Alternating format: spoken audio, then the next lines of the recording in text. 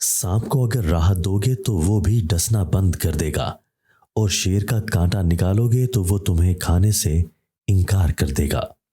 आपका होना आपकी औलाद के लिए बाइस से रहमत होना चाहिए, और आपका होना आपके वालिदैन के लिए नदामत ना हो।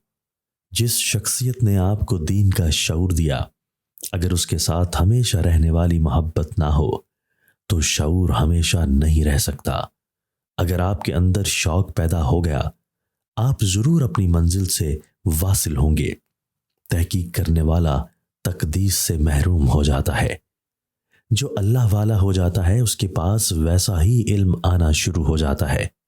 फजल की तलाश भी फजल है, और फजल का इंतज़ार भी फजल है।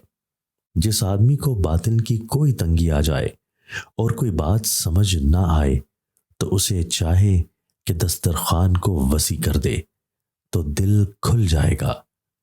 मोहब्बत एक लफ्ज़ है, और जब आप इस लफ्ज़ को इस्तेमाल करते हैं तो इसका मतलब यह है कि आपकी इस लफ्ज़ से आशनाई है।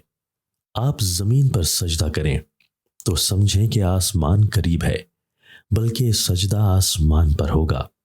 चोर तो ज़रूरत का नाम है, अंदर से बंदा बुरा नहीं होता। ज़रूरत बताती है और ज़रूरत ही नेक बनाती है।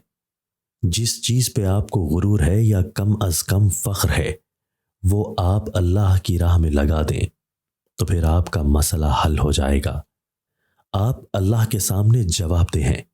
किसी इंसान को अपने सामने जवाबदेह ना करना जब तक आप अपने आप को अल्लाह के आगे पूरी तरह जवाबदेह ना पाएं।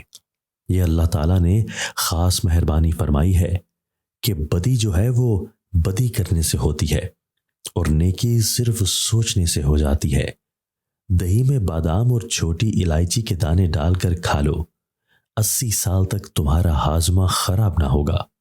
रूहानियत का तरीका यह है कि आप दूसरे का हक दे दें और अपना हक अल्लाह से जाकर लेना। बज़ाहिर ये बात मुश्किल लगती है, लेकिन इस तरह आपको हक की अदायगी का इनाम मिलता है।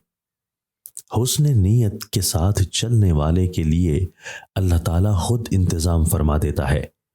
इसलिए आप अपना सदाकत का सफ़र जारी रखें और सादिक होकर सफ़र पर रवाना हो जाएं।